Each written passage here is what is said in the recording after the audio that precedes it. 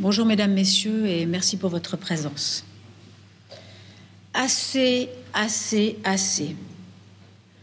Le 13 juin dernier, 40% du peuple suisse a dit non à la loi Covid. Il existe donc en Suisse une très large minorité de personnes qui ne sont pas d'accord avec la politique du Conseil fédéral et celui-ci va devoir en tenir compte. Le signal d'alarme a encore été actionné par l'aboutissement du référendum en un temps record et de surcroît avec un score historique pour mémoire, plus de 187 000 signatures en 26 jours. Et c'est là encore un signal fort pour ce gouvernement et pour le Parlement qui a abandonné son rôle de représentant du peuple. Maintenant que l'enjeu des aides n'est plus à discuter puisque celles-ci sont désormais acquises, nous pouvons nous concentrer sur les modifications survenues à la session parlementaire de mars, soumises au référendum le 28 novembre prochain et qui doivent être définitivement rayées de cette loi Covid. Le 8 septembre dernier restera tristement historique.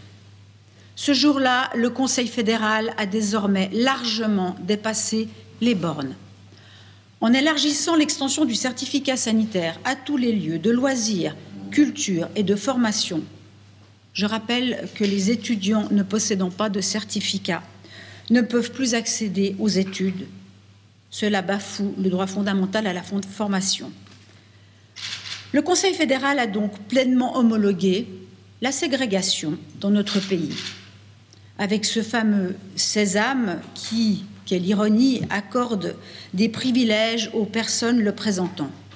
Ce certificat qui lui-même servira très vraisemblablement de système de traçage, sacrifiant définitivement notre vie privée, voire même intime, sur l'autel de la pseudo-sécurité sanitaire. Cela entraîne une vive réflexion sur nombre de questions en lien avec la liberté personnelle et la protection des données, mais encore et surtout, de manière plus préoccupante, quant à l'avenir de la société dans notre pays. Nous sommes stupéfaits de constater qu'il semble normal de discriminer des personnes au motif qu'elles ne sont pas vaccinées et ne possèdent pas de certificat sanitaire, alors que faut-il le rappeler haut et fort, il n'existe pas d'obligation vaccinale en Suisse. Comment alors certaines personnes peuvent-elles se voir interdire l'accès à certains établissements ou encore à certains événements? Clairement, n'ayons pas peur de le dire, il ne s'agit ni plus ni moins que d'un apartheid sanitaire. Et dans mon souvenir, un apartheid sanitaire s'apparente à un régime totalitaire. La Suisse voit émerger une société à deux catégories d'individus, ceux qui peuvent exercer leurs droits fondamentaux et les autres, une sorte de sous-catégorie, les bons citoyens et les pestiférés, ceux qui ont un pass et les autres. Mais quel relent nauséabond! Et ces autres, étiquetés de nombre d'adjectifs déshonorants et dont la bien-pensance d'État voudrait pourrir la vie en les bannissant de la société. Notons au passage que cette même bien-pensance gouvernementale n'hésite pas à proposer à tout quidam persuadant son prochain de se faire injecter un bon de 50 francs, payé avec nos impôts. Outre l'immoralité de la démarche, le Conseil fédéral propulse le dit quidam au rang de médecin conseil spécialiste en vaccinologie, alors que, je le souligne, la vaccination est un acte médical. Et que dire à ce moment-là du consentement libre et éclairé du patient? Mais le gouvernement semble actuellement l'avoir complètement occulté. Les Suisses savent-ils que ce certificat est anticonstitutionnel? Savent-ils qu'il est non seulement contraire à l'interdiction de l'inégalité de traitement contenue dans l'article 8, alinéa 2 de la Constitution, mais aussi à l'article 14 de la Convention européenne des droits de l'homme sur le droit à la non-discrimination? Savent-ils encore que le Conseil de l'Europe, dont la Suisse fait partie depuis 1963, a adopté une résolution en janvier dernier qui stipule dans son article 7.3.1 qu'il faut s'assurer que, et je cite, Les citoyens et les citoyennes sont informés que la vaccination n'est pas obligatoire et que personne ne subit de pression politique, sociale ou autre pour se faire vacciner si il ou elle ne le souhaite pas.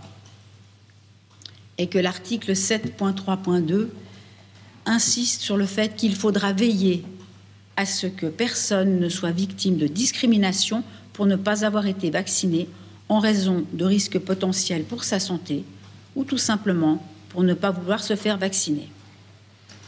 Dans les faits, tout cela ressemble à une extorsion de consentement à la vaccination, laquelle, je le répète, n'est pas obligatoire en Suisse. L'instauration de ce certificat sanitaire constitue une obligation vaccinale déguisée et les tests devenant payants, on essaie de contraindre la population par le porte-monnaie. À l'heure où maint gouvernement lutte contre la discrimination, qu'elle soit raciale, religieuse ou de genre, afin de ne pas discriminer ces minorités de la population, donner des avantages à certains citoyens parce qu'ils possèdent un certificat sanitaire relève de la dissonance cognitive et d'une incohérence crasse et revient à créer une société que nous avons combattue aux heures les plus sombres de notre histoire. À ce propos, une petite anecdote. Il y a quelques semaines à Genève, on a vu les devantures de nombreux commerces couvertes d'autocollants rouges portant la mention « Interdit aux chiens et aux non-vaccinés ». Le peuple suisse est attaché aux institutions et à la constitution de sa patrie. Cet attachement se voit bafoué par ces modifications de plusieurs manières, mais il convient de relever que ce certificat sanitaire, qui fait son entrée dans notre droit suisse, instaure la discrimination entre les individus, modifiant de facto la Constitution. Le Conseil fédéral s'arroge donc la souveraineté du peuple suisse, car toute modification de notre Constitution n'est possible qu'à une double majorité du peuple et des cantons. La Suisse a connu en 2021 plusieurs moments historiques. Le 28 novembre en sera l'apogée. Le monde entier aura les yeux tournés vers nous. Et je veux croire que ce sera parce qu'un non massif du peuple émergera des urnes. Un non à cette politique pseudo-sanitaire qui met à genoux notre société et sa moralité, ainsi que notre économie. Le 28 novembre, il est impératif de montrer que nous sommes des citoyens souverains, libres et responsables, et de nous rendre aux urnes pour dire un grand non. Le 28 novembre, c'est non au durcissement dangereux de la loi Covid. Je vous remercie.